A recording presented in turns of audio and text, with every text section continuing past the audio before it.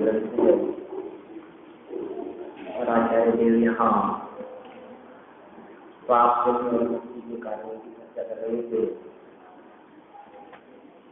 पाप का कारण अशुभ, पुण्य का कारण शुभ और मुक्ति का कारण शुद्ध। शुभ और अशुभ को छोड़कर शुद्धि की प्राप्ति कैसे हो सकती है, तो उपाय यहाँ बतलाया जा रहा था। पुण्य और पाप ये दोनों ही बंधन के कारण हैं या दोनों ही बंध स्वरूप हैं, और शुभ और अशुभ ये पुण्य और पाप को बांधने वाले हैं।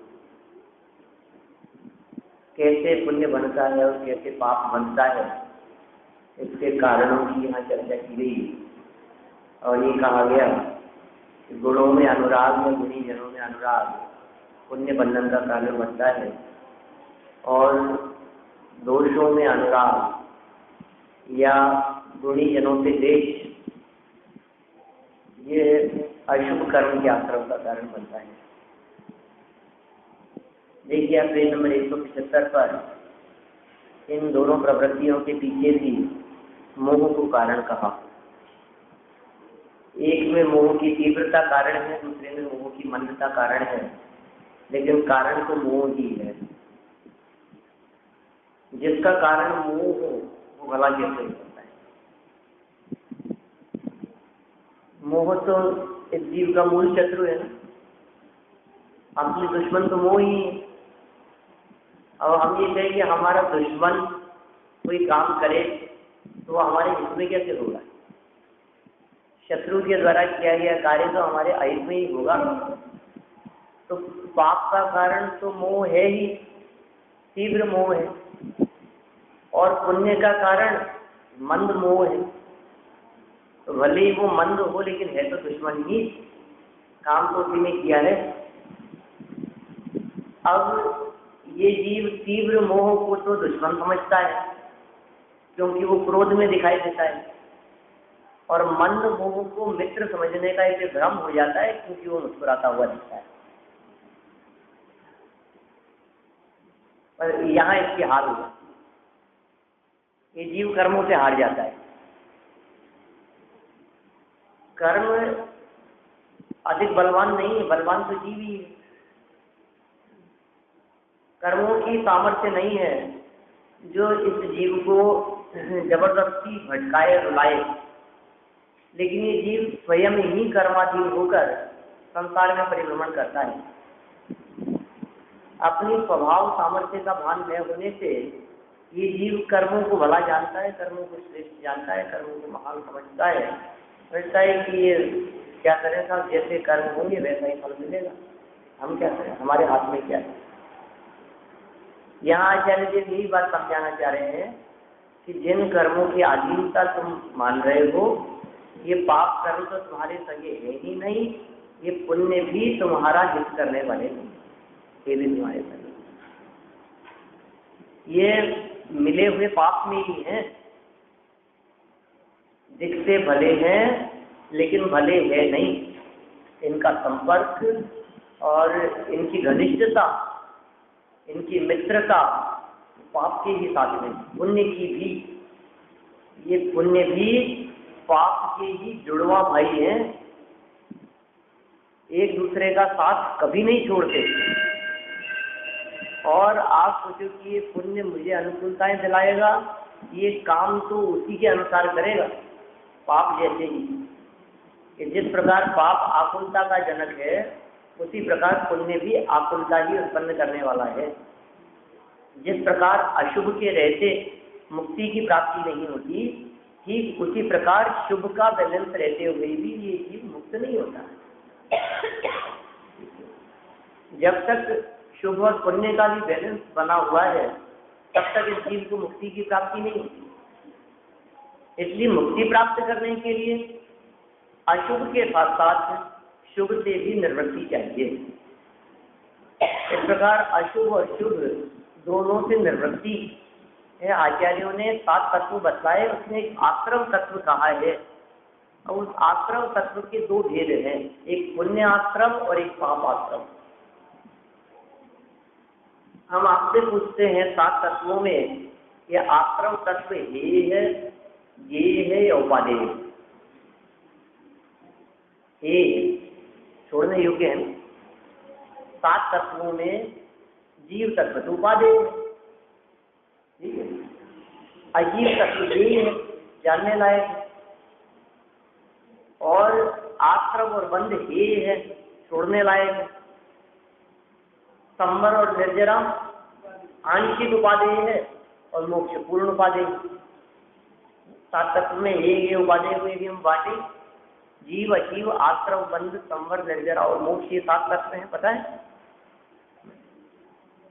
अने ये जो 7 तत्व कहे हैं, इन 7 तत्वों में से कौन सा ये है, कौन सा ये है और कौन सा उपादेय है, दिगंबर संतों ने इसके ऊपर खूब प्रकाश डाला है ग्रंथों में। ये उपादेय का बंटवारा किया है। इसमें आश्रम और उपादेय को सभी आचार्यों ने ये कहा, ये है छोड़ने योग्य। आश्रम और बंध अपनाने योग्य ये तो कोई नहीं कहेगा। आश्रम और बंध नियम से छोड़ने योग्य, त्याग करने योग्य।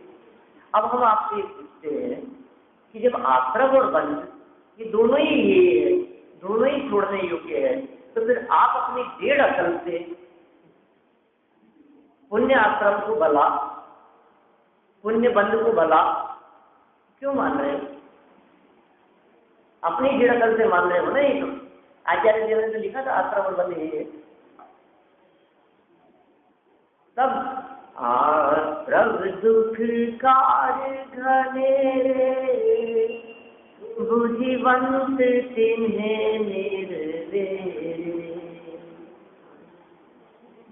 बोलो, जिन पुण्य पाप नहीं कीना, आत्म अनुभव चित दीना, तिन ही विधि आवत रोके, संवर लई तो सब लोगे। नौरत राम जी की पंक्तियां क्या कह रहे हैं? देखो 5 विराग में क्या कह रहे हैं? जिन पुण्य पाप नहीं कीना, करो यहाँ अपने अर्थ लगाओ इसमें, नहीं, जिन पाप नहीं कीना और पुण्य नहीं कीना है। बोलो कैसे चलेगा? पाप नहीं कीना और पुण्य नहीं कीना, उनकी बात नहीं है। संवर कैसे होगा? संवर की चर्चा ये दौलत राम जी चढ़ावा में, जिन पुण्य पाप नहीं कीना, आत्म अनुभव चित्त दीना, तिन्ही विधि आवत रोके, संवर लहि सुख अवलोके। अब संवर होता है माने पुण्य भी नहीं और पाप भी नहीं, दोनों ही जिसने नहीं कीना। और फिर जब पुण्य पाप दोनों ही नहीं कीना तो फिर क्या कीना? ये आत्म अनुभव चित्त दीना। आत्म अनुभव में जिसने अपने चित्त को, जिसने अपने उपयोग को दे दिया, आत्म अनुभव। चित्त किधर लगेगा? उपयोग किधर लगेगा? पाप में भी उपयोग न लगे, पुण्य में भी उपयोग न लगे, तो फिर कहाँ लगे? कि बीच रागता, पाप और पुण्य दोनों ही राग द्वेष स्वरूप हुआ करते हैं, बंधन स्वरूप हुआ करते हैं। और मुक्ति का मार्ग भी बीच रास्ता है, और मुक्ति तो वितराग स्वरूप है ही। जो मंजिल वितराग स्वरूप हो, उसका मार्ग रागमय कैसे हो सकता है? जिस मुक्त अवस्था में कर्मों का अस्तित्व भी न हो, उसके मार्ग में कर्मों का सद्भाव कैसे स्वीकार करें हम? और रास्ता भी उन कर्मों के अभाव वाला ही होगा, कर्मों को नष्ट करने वाला ही होगा। तो उस रास्ते की यहाँ बात चल रही है। ये कह रहे हैं आश्रम यदि दुष्कार है, बंध यदि दुख का कारण है, बंध और आश्रम यदि छोड़ने योग्य है, तो फिर आप उसमें पुण्य और पाप का बंटवारा मत करो। दोनों एक समान, दोनों ही छोड़ने। इतने स्पष्ट शब्दों में स्पष्ट तक दिए। हम नहीं कह रहे ये बात, हम तो आप ही से पूछ रहे हैं, आप ही बता दो। आश्रम को रखें, बंध को रखें कि नहीं रखें, आप ही बता दो।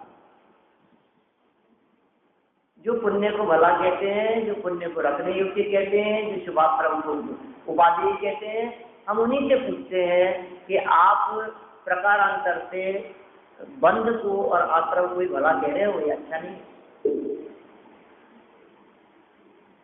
आपके जो वचन है, इन वचनों से आश्रम और बंध भला दिख रहा है। कैसे भला हो सकता है? वे हूँ कैसे भले संसार की जो कारण हो, कैसे उनको भला कहें? ऐसा कहते हैं आचार्य कुलकुल स्वामी, ऐसी गाथाएं दी हैं। सुशील है शुभ कर्म और अशुभ कर्म कुशील है, संसार के हैं हेतु वे कैसे कहें कि सुशील है। सुशील अच्छा, पुण्य, शुभ, वो संसार का हेतु है, हम कैसे कहें उसको कि ये भला है? कैसे अच्छा कहें उसको? जो हमारे दुख का कारण बन रहा है, हम कैसे कहें कि अच्छा है? नहीं साहब, पुण्य दुख का कारण कहाँ बनता है? आप भी कैसी बात कर रहे हो? दुख का कारण तो पाप ही होता है, पुण्य तो दुख का कारण नहीं होता। पुण्य से तो अनुकूलताएं मिलती है, पुण्य से तो भला होता है हमारा, पुण्य से तो तबीयत ठीक रहती है, पुण्य से तो बिजनेस चलता है, पुण्य से तो पैसा आता है, पुण्य से तो मनुष्य आयु लंबी मिलती है, पुण्य से तो शारीरिक स्वस्थता रहती है, पुण्य से तो यश प्रतिष्ठा होती है, पुण्य से सम्मान मिलता है, मान सम्मान मिलता है, पुण्य से लोग पूछते हैं, पुण्य से अच्छा घर बार गाड़ी बंगला होता है। आप पुण्य को कैसे बुरा कहते हो? पुण्य तो कितना अच्छा है ना, क्यों? बोलो, आप लोगों को क्या लगता है पुण्य बुरा है? पुण्य को कैसे बुरा कहें? पुण्य नहीं होगा तो आपका बिजनेस नहीं चलेगा। देखो, आप घुटनों में दर्द है, ये पाप की वजह से है, और आज तक आपके घुटनों में दर्द नहीं हुआ, पुण्य की वजह से। तो पुण्य अच्छा है कि नहीं? जितनी तकलीफें हैं, जितनी परेशानियां हैं, वो सब पाप कर्म की वजह से है, और जितनी अनुकूलताएं दिखाई देती है वो सब पुण्य की वजह से है। अब फिर भी आप कह रहे हो कि पुण्य नहीं चाहिए।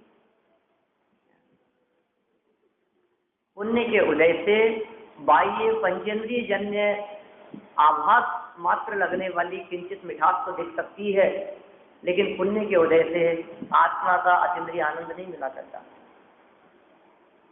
यदि पुण्य भला है तो हम आपसे ही पूछते हैं कि ये पुण्य सिद्ध दशा में क्यों नहीं है? जो अच्छी चीज है सिद्ध परमात्मा के, उसका त्याग क्यों हो गया? आप ही बता दो हमारे को। हमें कुछ नहीं कहना है, हम तो आपसे ही पूछते हैं। जो लोग ये कहते हैं कि पुण्य भला है, पुण्य बहुत अच्छी चीज है, तो जो अच्छी चीज है क्या वो त्याग करने योग्य होती है? यदि वो अच्छी चीज है तो सिद्धों के जीवन में भी होनी चाहिए ना। अब आप कहेंगे साहब संसार दशा में रहें तब तक तो ठीक है, मोक्ष जाएंगे फिर उपयोगी नहीं है। तो फिर हम आपसे ही पूछते हैं, आपको संसार में रहना है कि मोक्ष में जाना है? आप ही बता दो। आपको यदि संसार में रहना है तो पुण्य ही करता रहे, सिद्ध सुख पावे नहीं, संसार में फिरता रहे। योग सार की गाथा योगेंद्र देवाचार्य के। निज आत्मा जाने नहीं और पुण्य ही करता रहे। कितना स्पष्ट शब्दों में कह दिया उन लोगों के लिए जो लोग पुण्य में अटकते हैं। ये पुण्य अटकने का स्थान नहीं है, ये पुण्य राह में चलते हुए वृक्ष की ठंडी और शीतल छाव के समान है। बस रुकना नहीं, मार्ग है, मंजिल नहीं, मंजिल तक नहीं पहुंचा है। निज आत्मा जाने नहीं हर पुण्य ही करता रहे, तो सिद्ध सुख पावे नहीं संसार में फिरता रहे। आपको संसार में रुलना है या आपको मोक्ष जाना है? पुण्य की वजह से घुटनों का दर्द ठीक होता है, पुण्य की वजह से शरीर ठीक रहता है, लेकिन सिद्ध अवस्था में तो शरीर ही नहीं होता। अब आप कौन सा दर्द ठीक करने की बात कर रहे हो? पुण्य की वजह से बिजनेस चलता है, लेकिन आपको बिजनेस चलाना है कि नहीं चलाना है पहले ये तो नक्की करो। बोलो, आपको यदि बिजनेस चलाना ही नहीं हो तो फिर उस पुण्य की वजह का क्या करोगे आप? चलो हम आपको एक ऐसी चीज देते हैं जिसके माध्यम से आप किसी दुकान पर जाकर के कुछ हाथी खरीद सकते हो, आमेर जाकर के। बोलो, चाहिए ऐसी चीज? बहुत सस्ती है, 10,000 रुपये में मिल जाएगी। हमारे 10,000 ही कुएं में गए, हम क्या करेंगे हाथी को लाके? कहावत भी ऐसी चलती है, हाथी बांधना आसान काम नहीं है। हाथी बांध रखा है का मतलब खर्चा मोटा बांध रखा है। हमें नहीं चाहिए, हमें उसकी जरूरत नहीं है। जिसकी आपको जरूरत नहीं है वो चीज आपको यदि मुफ्त में भी मिले तो भी नहीं चाहिए हमारे को। अब हम आपसे पूछते हैं कि आपका शरीर ठीक रहेगा, आपका परिवार अच्छा रहेगा, ये सब चीजें, लेकिन पहले नक्की कर लेना कि मुक्त दशा के अंदर न परिवार होता है, न शरीर होता है, न घर बार होता है, न दुकान होती है, न बिजनेस होता है। सिद्ध परमात्मा की कोई बिजनेस नहीं होता। वो उपयोग का व्यापार चलता है लेकिन शुभाशुभ से नहीं चलता। वहां व्यापार नहीं है, एक तरफा काम है। वहां व्यापार में तो नुकसान भी होता है और लाभ भी होता है। तो पुण्य पाप रूप शुभाशुभ भाव रूप व्यापार तो यहाँ चलता है, लेकिन वहां सिद्ध दशा में वहां कोई व्यापार नहीं चलता है। व्यापार बंद कर दिया है उन्होंने। अरे जब तक व्यापार करते हैं तब तक आकुलता रहती है, परेशानी रहती है। जब व्यापार बंद कर दिया जाता है तो व्यापार बंद करने वाला व्यक्ति ही, इसका मतलब ये है कि उसको कुछ और मिल गया है, अब उसे व्यापार करने की जरूरत नहीं रही है। तो यहाँ सिद्ध दशा की चर्चा चल रही है। यहाँ मुक्ति की बात बतलाना चाहते हैं। बाहरी जीवन को अनुशासित और उत्कृष्ट बनाने के लिए इन्होंने पुण्य पाप की भी बहुत सुंदर व्याख्या की। लेकिन जीवन में जो उत्कृष्टता चाहिए, जो निर्मलता चाहिए और जो शाश्वत परम पद की प्राप्ति चाहिए, उसके लिए यहाँ ये मुक्ति की बात कर रहे हैं। माने पाप से बचाने के लिए पाप की व्याख्या की, और पुण्य, पाप से बच करके पुण्य रूप परिणाम हुए कुछ काल के लिए, वो कैसे होते हैं, किन विकल्पों से होते हैं, किसके अवलंबन से होते हैं, इसकी व्याख्या करते हुए पुण्य की चर्चा की। और फिर यह पुण्य परिणाम भी अटकने योग्य नहीं है। जिन्हें मुक्ति प्राप्त करनी हो उनकी बात है। जिन्हें संसार में रहना हो वे पुण्य की चेट भले ही रखें, लेकिन ध्यान रखना पुण्य की चेट रखने से भी पुण्य ही नहीं रहेगा, पाप बंधेगा। जो पुण्य के पीछे भागते हैं, जो पुण्य बांधने के चक्कर में लगे रहते हैं, उन्हें पुण्य भी नहीं बंधता। कैसी गणित है, कैसा स्वरूप है। जिनको पुण्य चाहिए उनको पुण्य नहीं बंधता, तो फिर क्या पाप की चाह रखें पुण्य बांधने के लिए? ये किसने कहा? पाप परिणाम तो करने योग्य है ही नहीं। हर पाप को सारा जगत पाप ही कहता है, कोई उसे भला नहीं कहता। जितने सज्जन पुरुष हैं, जितने श्रेष्ठ पुरुष जगत में दिखाई देते हैं, वे सब ये कहते हैं कि पाप करने योग्य नहीं है। किसी भी जाति धर्म संप्रदाय वाले हों, किसी से पूछो चोरी करना चाहिए क्या? जो 5 पाप के नाम नहीं जानता हो ना, ऐसे 3 साल के बालक से पूछो आप चोरी करना चाहिए क्या? जिसको आपने कभी मंदिर नहीं लाए, कभी पढ़ाया नहीं आपने, उससे पूछो चोरी करना चाहिए क्या? कोई मना कर देगा चोरी नहीं करना चाहिए। चोरी करना पाप है और झूठ बोलना पाप है। आगे मैं नहीं कह रहा हूँ, आप लोग कह रहे हैं सब। बच्चे बोलते रहते हैं झूठ बोलना पाप है, घर के नीचे सांप है। माने झूठ बोलना पाप है, ये बात किसी को समझाने सिखाने की क्या जरूरत है? बताओ। ये जिन मंदिर और शास्त्र सभाएं ये सिखाने के लिए नहीं है कि झूठ बोलना पाप है, चोरी करना पाप है। ये सिखाने के लिए है क्या? मतलब 1 घंटा हम इसलिए आकर के यहाँ बैठते हैं, पौन घंटा, कि वो हमारे को ये बात सिखाओ आप कि चोरी करना पाप है और झूठ बोलना पाप है।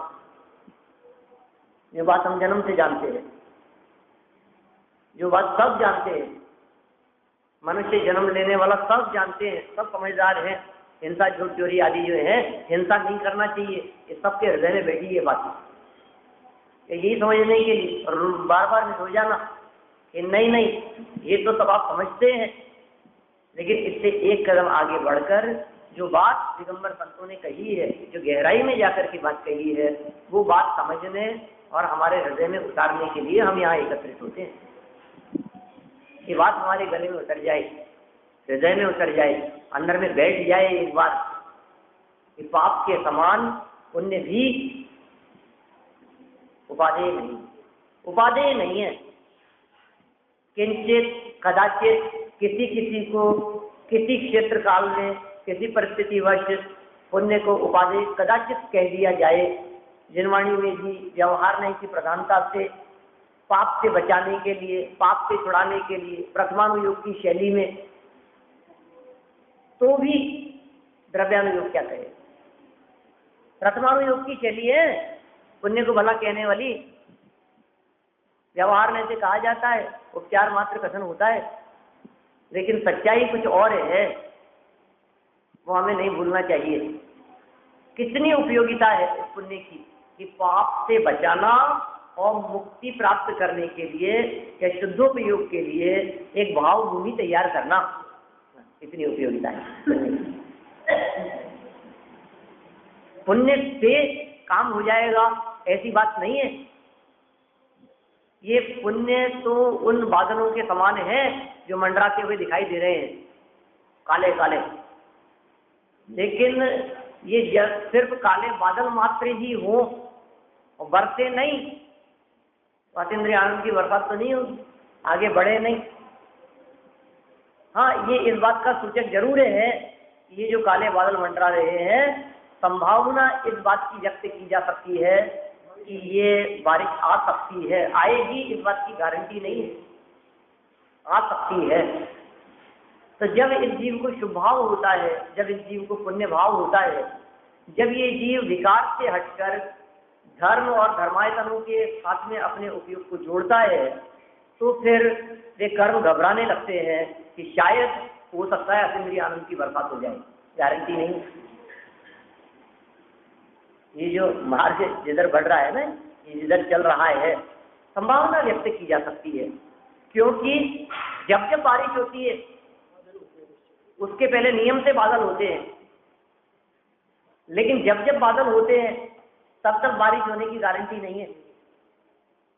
तो जिन जिन को शुद्धोपयोग होता है उसके पहले नियम से शुभोपयोग होता है, लेकिन जिस जिसके जीवन में शुभोपयोग हो उसके शुद्धोपयोग होने की गारंटी नहीं।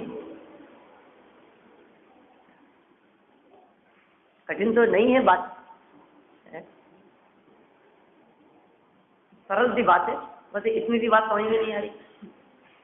खिलाओ, आप तो पुण्य को बुरा कहते हो, पुण्य को यही कहते हो, बड़ी मुश्किल से तो ये पुण्य, अरे भाई किस लिए यही कहते हैं, किस लिए, ये तो समझो आप।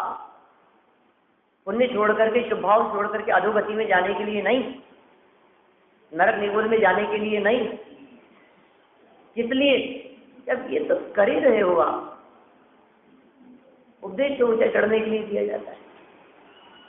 बात तो अच्छी कही जाएगी तो ये कहेंगे और आगे बढ़ो, इससे क्या होता है। मैंने देखिए, धर्म क्षेत्र में, धर्म मार्ग में संतुष्टि घातक है। जब तक संतुष्ट रहेगा प्रवर्तन में, बाह्य प्रवृत्ति में, तब तक काम नहीं चलेगा। और लौकिक क्षेत्र में असंतुष्टि घातक है। आप कहेंगे क्या कहते हो, संतुष्टि घातक है कि असंतुष्टि घातक है। लौकिक में धन, संपत्ति, वैभव, बाह्य सामग्री, उन सब में यदि आपको संतोष नहीं है तो समझ लो आप अधोगति में जाने का रास्ता अपना रहे हैं। आप सुख पावे संतोषी प्राणी, वहां तो संतोष होना चाहिए, वहां तो संतुष्टि होनी चाहिए। जितना है उसमें संतोष करो, जैसे हैं उसे स्वीकार करो, अनहोनी का भाव न लाओ, होनी को स्वीकार करो, कर्तापन का भाव न लाओ। जो जैसा हो गया है स्वीकार करो, नहीं खाओ ऐसा तो नहीं, असंतुष्टि नहीं, हम संतुष्ट हैं। लौकिक में अपनी इनकम से संतुष्ट हैं, अपने घर से संतुष्ट हैं, अपने परिवार से संतुष्ट हैं, अपने पत्नी बच्चों से संतुष्ट हैं। संतुष्टि कहाँ पर? लौकिक में। लेकिन आपने रात्रि में अन्न का त्याग कर दिया और बाकी मिठाई खाते हैं, संतुष्ट नहीं, या संतुष्ट मत होना। मैं त्याग से छोड़ करके सम्यक को होकर के या संतुष्ट है इतने में ही, तो आर्म शुद्ध परावर्तन बढ़ सकता है अभी। यहाँ संतुष्ट मत होना। ये तक यहाँ संतुष्टि मिलेगी, लेकिन पूर्णता में संतुष्टि मिलेगी, अपूर्णता में संतुष्ट होना योग्य नहीं। हम जो संतुष्टि का निषेध करते हैं ये पूर्णता के लक्ष्य की अपेक्षा से करते हैं। लक्ष्य जिसका पूर्णता की तरफ है तो कैसे संतुष्ट हो जाएगा, हो ही नहीं सकता है। लेकिन उल्टा करते हैं हम, यहाँ तो आधा घंटा पौन घंटा प्रवचन सुनकर के संतुष्ट हो जाते हैं जहाँ नहीं होना चाहिए, और वहाँ 25-50 हजार लाख रुपए महीना भी आते हुए असंतुष्ट रहते हैं जहाँ संतुष्ट होना चाहिए। माने जहाँ संतुष्टि होनी चाहिए वहाँ असंतुष्ट है, और जहाँ असंतोष होना चाहिए वहाँ संतुष्ट। अरे साहब, और कितना क्या जान लोगे क्या, कितना पढ़े, 1 घंटा सुबह जाया थे, 1 घंटा शाम को जाया थे, और क्या चाहते हो घर गृहस्थी छोड़ दें? चाहते क्या हो हमारे से? इतना करते हैं कम है क्या? वो लोग अपन लोगों के मुंह से ऐसी बातें निकल जाएगी कभी किसी प्रसंगवश, कभी क्रोध आदि और मोह की तीव्रता में मैं इतना करता हूँ, ये कम है क्या? उनको देखो बराबर वालों को, आपको तो वही अच्छा लगेगा। लगता है कि रात को भोजन करता होता, आलू प्याज खाता होता, पढ़ता लिखता नहीं होता, तो वही अच्छा लगता आपको। जितना करता हो इसमें संतुष्टि नहीं है। अरे भाई, ये मार्ग संतुष्ट होने का नहीं, ये मार्ग है। मार्ग में संतुष्ट होना मंजिल तक नहीं पहुंचने की गारंटी देता है, निशानी है, सूचक है उसका। जो लोग मार्ग में संतुष्ट हो जाते हैं उन्हें नियम से मंजिल नहीं मिलती। इसलिए सिद्ध दशा की प्राप्ति के पहले संतुष्ट होना योग्य नहीं है, असंतुष्टि के लिए। लेकिन वो असंतोष आकुलता वाला नहीं, वो असंतोष ऐसा पाप भाव वाला नहीं। वो असंतोष मतलब अभी भी कुछ ना कुछ कमी। देखो वो जो है ना, अंतर सुखरस घटाघटी और चित परिणति चयनित हटाहटी, बाहर नारक कृत दुख भुगते, अंतर सुखरस घटाघटी। माने ये जो छटपटाहट है पूरे भजन में जो चर्चा की है उन्होंने, माने अंदर में जो एक सम्यक दर्शन प्राप्त हो जाने के बावजूद भी कुछ एक संयम धरना सके पे संयम धारण की उर रटा रटी, जो कुछ भी कहो रटता है उसको, भावना है उसकी, अंदर में चाहता है, छटपटाहट है, वेद विज्ञानी है, सम्यक दृष्टि है, देवगति का जीव है, संयम धारण करने की पात्रता नहीं है, लेकिन संयम धारण न कर सकने के अंदर में एक पीड़ा है, एक वेदना है, छटपटाहट है। हम उस छटपटाहट को यहाँ असंतुष्टि नाम दे रहे हैं।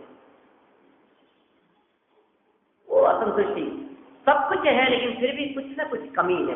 बोलो, राजपाट होते हुए भी, वैभव होते हुए भी, राजा महाराजाओं अंदर में कुछ ना कुछ नहीं यार, कुछ ना कुछ तो कमी है।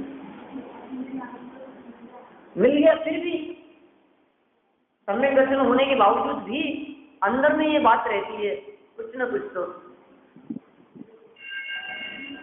अब विषयों में नाही रमेंगे, निजानंद पान करेंगे।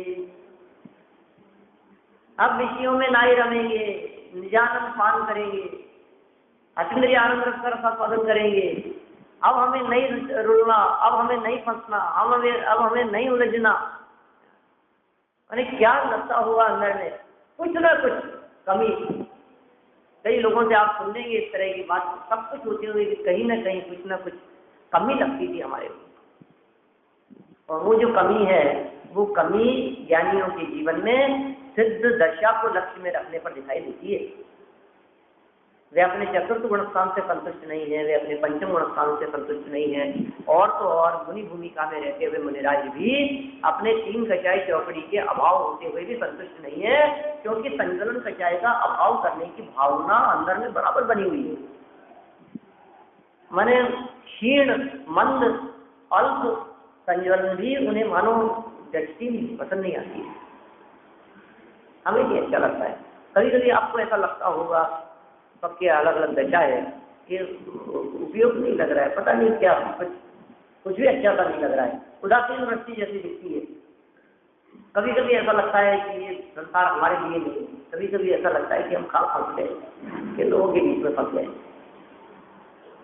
कभी कभी ऐसी छटपटाहट सी लगती है अंदर में, राग द्वेष करने वाले, कैसे मायाचारी छल कपट करने वाले, तुमने इसको ये क्यों कह दिया और इससे ये क्यों कर लिया और ये इसको नहीं कहना चाहिए, क्या सीधे सरल। देखो अपने कोई मिलावट और ये उठपटांग बातें पता नहीं जगती नहीं है अपने को।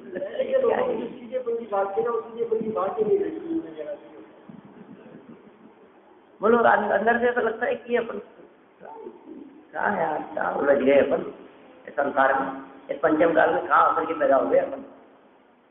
ये तो अपने लायक जगह ही नहीं है। तो हमें तो लगता है तो बाई मिस्टेक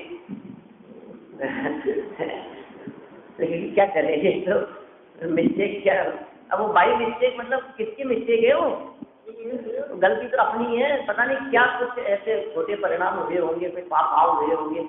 विभीषण तो कहते हैं कि कोई यदि मेरे मन में थोड़ा बहुत भी खोट परिणाम हुए तो पंचम काल का मनुष्य हूँ।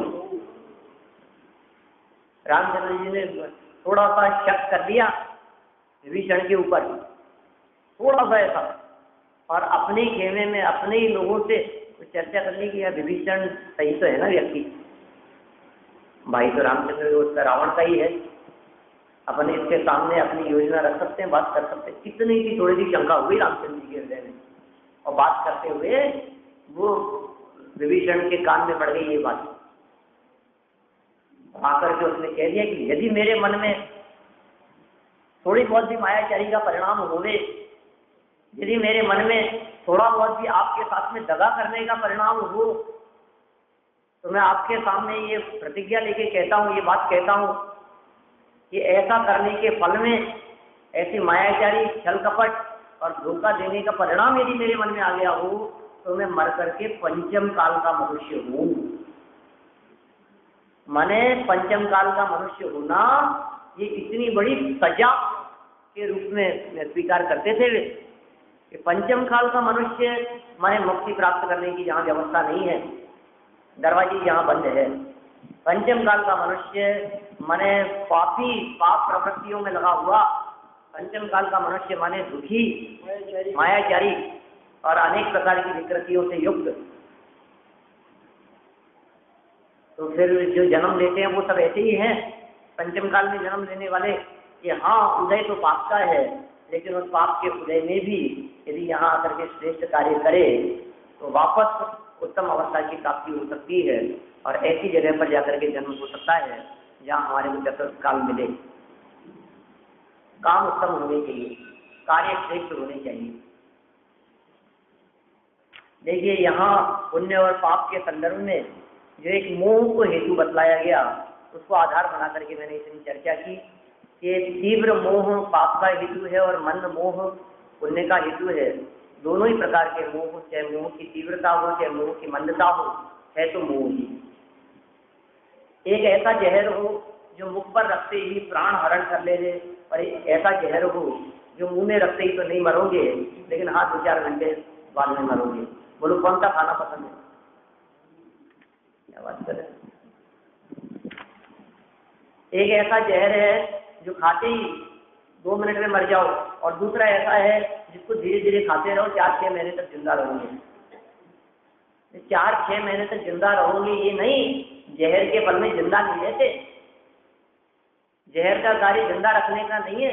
किसी भी जहर को खाकर के हम 4-6 महीने जिंदा है ना, कि जहर की वजह से जिंदा नहीं है, ये जहर तो मारने वाला है। गला दिख रहा है, 4-6 महीने बाद मरेगा। कोई व्यक्ति ऐसे हैं आप लोगों में से, इतने लोग यहाँ बैठे हैं, इन लोगों में से कोई ऐसे हैं जो ये कहें कि हाँ ऐसा जहर हम खाने को तैयार है जो थोड़ा थोड़ा एकदम नहीं मारे।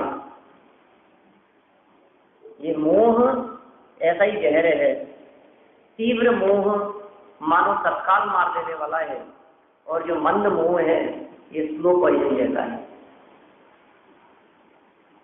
देखिए पुण्य जो है, गुणों में अनुराग जो है, दोषों में द्वेष जो है, ये सब किस वजह से होते हैं? मोह की मंदता से होते हैं। जिस जीव को मंद मोह के उदय से क्या कह रहे हैं? जिस जीव को, पेज नंबर 175 पे पढ़ रहा हूं, सेकेंड पैराग्राफ, मंद मोह के उदय से गुणों में अनुराग हो, अच्छे कार्यों में सख्त भाव लगा लेना, और दोषों में द्वेष हो। देखिए यहाँ दो प्रकार की बातें हो गई, बहुत मार्मिक बातें आ गई है इन दोनों पैराग्राफों में। कह रहे हैं राग भी पुण्य रूप और पाप रूप दोनों रूप होता है, और द्वेष भी पुण्य और पाप रूप दोनों होता है। हमें ऐसा लगता है कि द्वेष तो बुरा ही है, द्वेष तो भला नहीं हो सकता, द्वेष भी एक पुण्य रूप भी होता है। द्वेष पुण्य कैसे? द्वेष तो अच्छी चीज नहीं है ना। द्वेष पुण्य के साथ में कैसे संगति बैठ सकती है द्वेष की? ये मार्मिक बात यहाँ कह दी है। दोषों से द्वेष, विकृतियों से द्वेष, अच्छे के प्रति अनुराग और बुरे के प्रति द्वेष, ये पुण्य बंध का कारण कहा। और ऊपर इसका उल्टा कहा था, वहां भी दोनों प्रकार की बातें मिली। अब हम आपसे पूछे, राग करने से पुण्य बनता है कि पाप बनता है? पाप, पुण्य भी बनता है। वो राग किसके प्रति है? इट डिपेंड, किस उसके ऊपर डिपेंड करता है ये कि आपका राग किसके प्रति, उस राग का अवलंबन क्या है। आपके राग का अवलंबन, आपके राग का आधार श्री पंचपरमेश्वरी है, देवगुरु धर्म है, धर्मात्मा है, जिनवाणी है, नौ देवता है, तो आपका जो परिणाम है वो परिणाम कैसा है? वो राग पुण्य बंधन का कारण। राग को पुण्य बंधन का कारण मान लिया, द्वेष भी पुण्य बंधन का कारण। यहाँ विरोधियों से द्वेष, विरोधी हिंसा जैसे कहा गया है, वो सब कैसा है? धर्म और धर्मायतनों के ऊपर संकट करने वाले, विपत्ति करने वालों के प्रति द्वेष, ये सब कैसा है? उन्होंने कहा चोरी से द्वेष, अनीति अन्याय बेईमानी से द्वेष, खोटे विचारों खोटे परिणामों से द्वेष, पुण्य बंध करना है। तो राग भी पुण्य बांध सकता है, रागी भी पुण्य बांध सकता है, और द्वेषी भी पुण्य बांध सकता है। अब उल्टा लगा लो, राग से भी पाप बनता है और द्वेष से तो पाप सब मानते ही। रागी और द्वेषी इन दोनों से ही पुण्य पाप दोनों बनते। तो रागी जीव पाप कैसे बांधेगा? अरे स्त्री पुत्रादि घरवार के प्रति होने वाला राग पाप बंधन का कारण है, और द्वेष धर्म धर्मायतनों के प्रति द्वेष पाप बंधन का कारण है। दोनों से ही दोनों। तो अब इसको दूसरे प्रकार से देखो कि राग द्वेष पुण्य पाप के कारण है। राग द्वेष पुण्य बंध और पाप बंध के कारण है। अब इसको उल्टा लगाओ कि पुण्य बंध हो चाहे पाप बंध हो, राग द्वेष से होता है। और हमारे भगवान माने चाहे पुण्य बंध हो चाहे पाप बंध हो, कौन है इनकी गहराई, कौन है इनके पीछे, इसकी तह में कौन है? पुण्य बंध और पाप बंध की तह में राग द्वेष है। तो फिर अब हम आपसे पूछते हैं, राग द्वेष करना अच्छी बात है क्या? अभी देखो, ये कितने भी तरह से हम घुमा फिरा करके सिद्ध करने का प्रयास करें, निष्कर्ष यही निकलेगा कि पुण्य करने योग्य नहीं है। फिर भी पता नहीं क्यों नहीं समझ में आती है। पुण्य और पाप दोनों के बंधन का कारण राग द्वेष निकला ना। अब आप कहते थे पुण्य भला है, छोड़ो, आप उधर की बात छोड़ो, हम कहते हैं राग द्वेष करना चाहिए क्या? एक हिंदू है, मुसलमान है, उनसे भी पूछो, क्यों भाई साहब राग द्वेष करना चाहिए क्या? राग द्वेष अच्छी चीज है क्या? नहीं है। कि कोई भी व्यक्ति हो, मानव मात्र, मनुष्य मात्र इस बात को स्वीकार करता है कि राग द्वेष अच्छी चीज नहीं है, कषाय अच्छी चीज नहीं है, क्रोध मान आदि अच्छी चीज नहीं है। यह अध्यात्म विद्या ऐसी है जो हमारे को क्रोध आदि, कषाय, विकार, राग द्वेष आदि से बचने की प्रेरणा देती है। दुनिया के किसी स्कूल, किसी फैकल्टी के अंदर ये बात नहीं पढ़ाई जाती दर्शन शास्त्र को छोड़कर, फिलॉसफी को छोड़कर। ये उपयोगिता है। बोलो, कोई फैकल्टी ये चीज नहीं पढ़ाती, कोई चीज, क्या जरूरत है धर्म पढ़ने की? ये जरूरत है धर्म पढ़ने की। यार इकोनॉमिक्स पढ़ेंगे, देखो धन की बात सब पढ़ाएंगे, व्यापार कैसे करना चाहिए वो सब पढ़ाएंगे, बिजनेस कैसे बढ़ना चाहिए, शरीर कैसे स्वस्थ रहना चाहिए। नहीं, मेडिकल साइंस के अंदर आपको ये पढ़ाया जाएगा कि शरीर कैसे कैसे रहे। इकोनॉमिक्स में पढ़ाया जाएगा कि धन की व्यवस्था कैसे हो। पॉलिटिक्स के अंदर ये पढ़ाया जाएगा कि राजनीति किस प्रकार से होनी चाहिए, कैसे की जानी चाहिए, क्या होता है। हिस्ट्री के अंदर इतिहास पढ़ाया जाएगा, किसने क्या किया था और क्या हुआ, किसके साथ में कैसी घटनाएं घटी। मैथमेटिक्स के अंदर गणित पढ़ाई जाएगी, हिसाब किताब पढ़ाया जाएगा। वो सब विद्याएं जो हैं साइंस के अंदर और सारी चीजों में, लेकिन कोई ये भी पढ़ाता है कि राग द्वेष नहीं करना चाहिए। बोलो, ये पढ़ाई कौन पढ़ाएगा? लेकिन ये जो अध्यात्म विद्या है, जो राग द्वेष विहीन वाली विद्या है, सबको पसंद यही आती है। आपको अपने ऑफिस के लिए एक क्लर्क की जरूरत है, आपको अच्छा सा कोई लड़का हो तो बतलाओ ना, कोई निगाह में हो तो। हाँ बहुत है, थोड़ा सा गुस्सा तेज है, चलेगा? अरे नहीं भैया। क्यों? क्रोधी व्यक्ति पसंद नहीं है कि नहीं? चलो क्रोधी नहीं है, एक दूसरा लड़का है हमारी निगाह में, घमंड बहुत है, लेकिन उसको चलेगा क्या? बोलो, आपको पसंद है? अपने घर में रखेंगे आप उसको? आप नौकरी पे रख सकते हैं उसको? नहीं भैया, घमंडी। ये नहीं, कोई बात नहीं, वैसे तो सब गुण हैं उसमें, लेकिन थोड़ा सा लोभी है। बोलो, लोभी है, चलेगा? सब बातें अच्छी हैं, ज्यादा कचाई भी नहीं है, शांत स्वभावी है, सब कुछ है, लेकिन कई बार कई चीजों में मायाचारी कर जाता है। रख लेंगे? पैसे कम नहीं लेगा साहब, लोभी बहुत है, 15,000 से कम नहीं लेगा। अरे नहीं साहब, इतना तो नहीं। कोई ऐसी व्यवस्था करो ना, 2,000 के अंदर घर का काम करने वाला मिल जाए, 1,000 रुपये में मिल जाएगा साहब, कोई दिक्कत नहीं। लेकिन थोड़ा सा चोरी करने की आदत है, चलेगा? किसी को ही पसंद नहीं है चोरी करने वाला, किसी को पसंद नहीं है, क्रोधी किसी को पसंद नहीं है, मायाचारी किसी को पसंद नहीं है, लोभी किसी को पसंद नहीं है, रागी द्वेषी किसी को पसंद नहीं है। तो फिर जो चीज किसी को पसंद नहीं है, वो चीज पढ़ाने वाली कोई विद्या होनी चाहिए कि नहीं? ये वो विद्या है जिसके माध्यम से ये पढ़ाया जाता है। राग द्वेष किसी को पसंद नहीं है, राग द्वेष किसी को अच्छे नहीं लगते, और राग द्वेष करने के कारण पुण्य पाप कर्म बंधते हैं। तो राग द्वेष से उत्पन्न होने वाले पाप और पुण्य दोनों भले कैसे हो सकते हैं? दोनों ही भले नहीं है। इसलिए यहाँ आचार्य देव पुण्य बंधन के कारण और पाप बंधन के कारणों को बतलाने के उपरांत मुक्ति के कारण की चर्चा करते हैं। अपने हेतु बतलाते हैं कि आप मुक्त कैसे हो सकते हैं, आपको मुक्ति की प्राप्ति कैसे हो सकती है। इस तरह की मार्मिक बात आचार्य देव यहाँ इस गाथा, इस श्लोक के माध्यम से आगे बतलाना चाहते हैं। कल अपन इस प्रकरण को आगे बढ़ाएंगे। हमें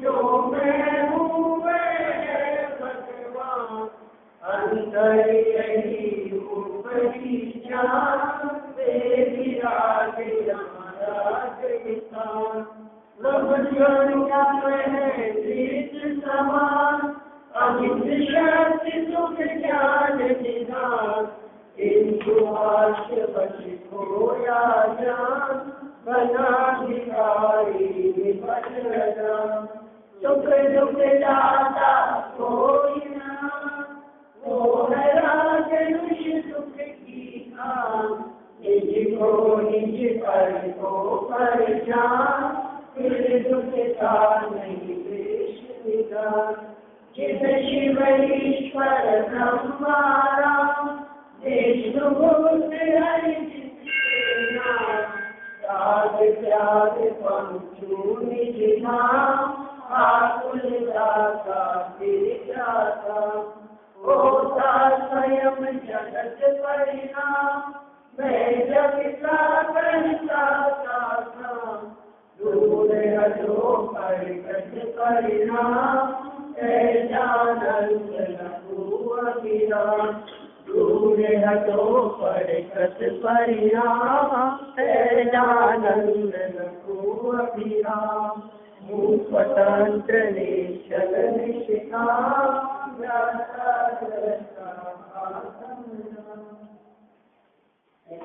विनाश विज्ञान के प्रकाश भाष विकुमानुचित समुद्र विचान विकुपंद विधिमान विचान विकुमानी अनुभवताय विपुजी जताय विकुपाउनताय विकुभव्य उदवानी जहाँ ताय विकुपाय उताय सुख विताय विकुवैसी चिन्हवाणी चिन्हवाणी की सुखी अनालाल की करे माता कोई ज्ञान चिन्हवाणी भारती कोई जपूत है जो तेरा शरणा गए तो पावे तुझे जावाई के ज्ञान से तुझे लो पालो तो वाणी पचक में सुनाते तुझे।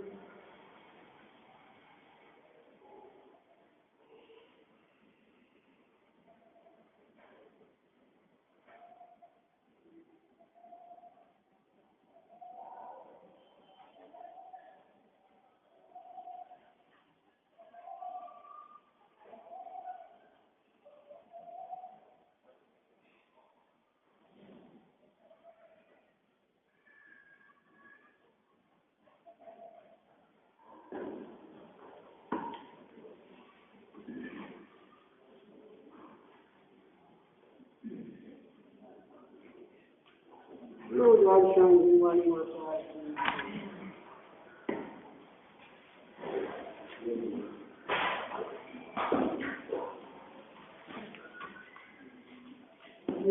to